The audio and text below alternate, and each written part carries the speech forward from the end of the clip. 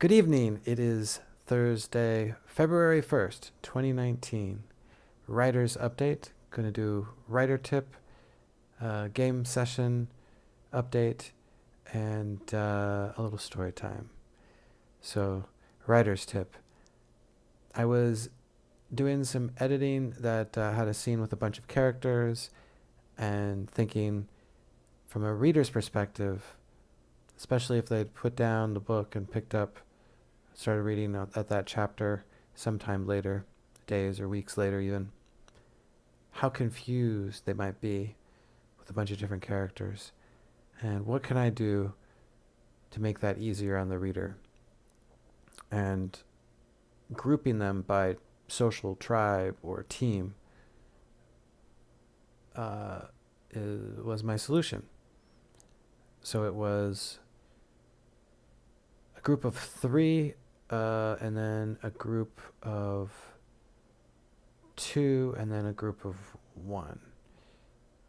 So the main character plus one ally, and then the group of three was kind of a neutral, somewhat hostile, with two others that were aligned with that character, and then the group of one was kind of an outsider, third party. So a 6-person scene feels more like a 3-person scene for the reader. That was kind of my goal, and I think it makes it more digestible, less confusing for readers. So try that out if you feel like a scene's getting too crowded, too complicated. And I did this by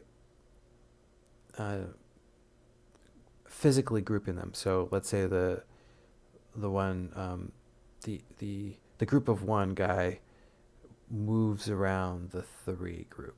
So I'll make some effort to not to just describe each individual, but describe that group. Like the group of 3 was a woman and her 2 men, her 2 lovers. So that's an easy social group. And then the main character plus her husband was another group. So it was easy. Yeah, simple, straightforward. Execution, of course, a bit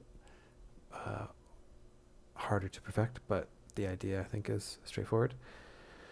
So game session. This is for Roll20 Virtual Tabletop coming up. I got some feedback from my brother who plays Cool Grievance, and keeping that in mind and reminded me that my setting is not static. Some baggage was weighing on him. He's invested in his character, he's invested in the story, and there was some unfinished business. But my world is not static, so that business has moved on. Things have changed, and so the party is going to get a little update in the form of some new characters coming in and kind of stirring the plot, as well as showing the characters or the players with the characters what has happened with their neglect of. They can't do everything, so they've neglected some stuff, which is fine. They gotta focus on what's in front of them. But the city that they left behind, that got taken over by Titans and Death Knights, has sent some representatives. So I look forward to this Sunday and Monday diving into that. Lot of fuel for some short stories. So I look forward to starting to get into those a bit with this new month. Getting back on my writing schedule. Story time. So this is based on something that really happened with me as a facilitator. I'm just going to flow through it as best as I can recollect. I'll take it with a grain of salt because I might get the actual story a little bit off. But this is how it flows. So about 8 years ago, I was facilitating a chaotic group of youths, hundreds of them in the street in downtown Portland. And it was a long night. Started out with a optimistic woman convincing me to calm the crowd with a therapeutic laugh. So I let her take the mic and request that everyone laugh out loud therapeutically. And I encouraged them, and some did. And the woman was wilted a bit because it wasn't the success she was hoping. But I just pushed forward with the agenda. One item: do we stay in the street or do we abandon the street? One thing. I was in favor of getting the hell out of the street. We had the control of the parks, the one block parks, and just get out of the street. That was I thought leaving the street made sense to me, with where the protest was at. And there was another woman in particular who thought that my opinion was too strong and that I shouldn't facilitate. But I assured her that I wouldn't let my opinion interfere, that I didn't need to recluse. Oh, I'm going to say that word wrong, like a judge. Recuse. I didn't need to recuse myself.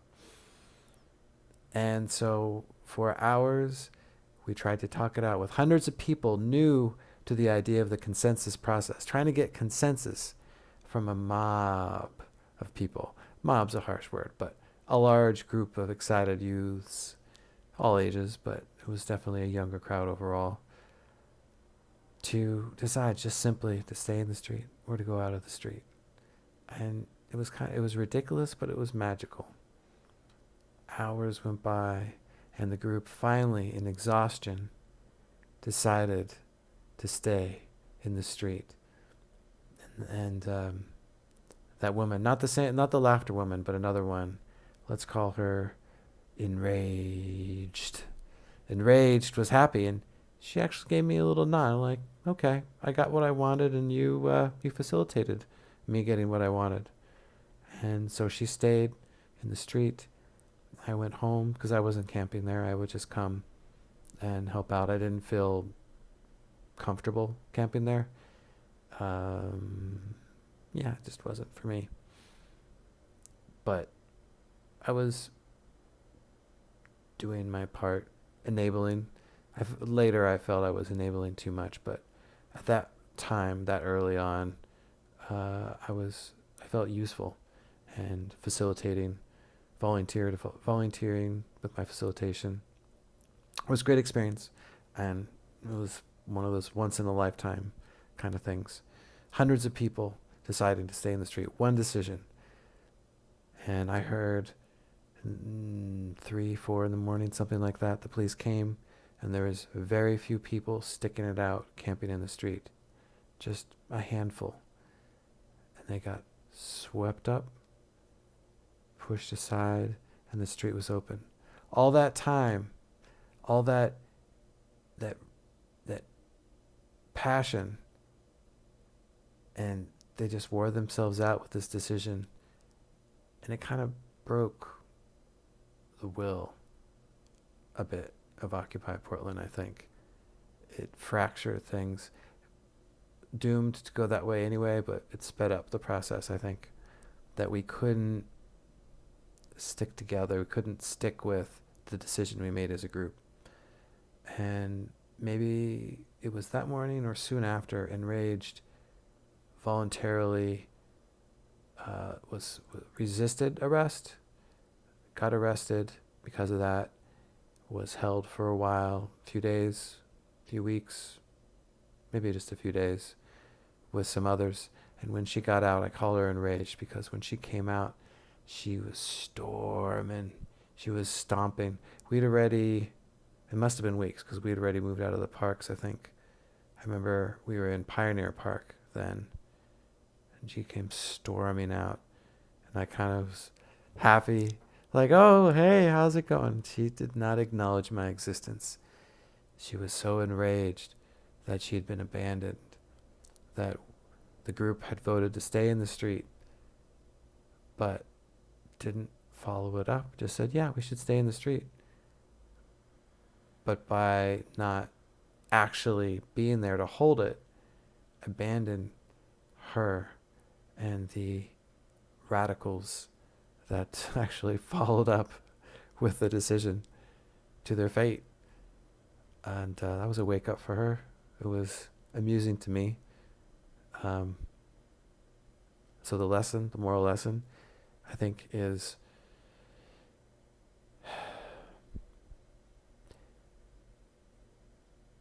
don't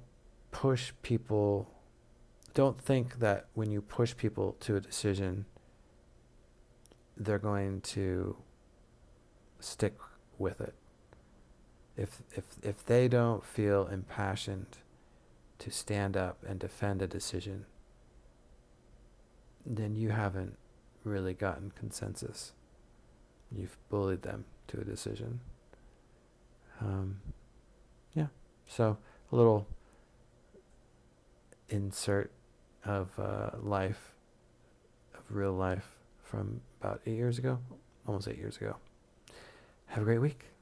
And my next diet, I think I'll do one maybe in like 5 or 6 days, and I'll work on getting some kind of writing, short story, or maybe a new Valkyrie of Desire chapter up as well.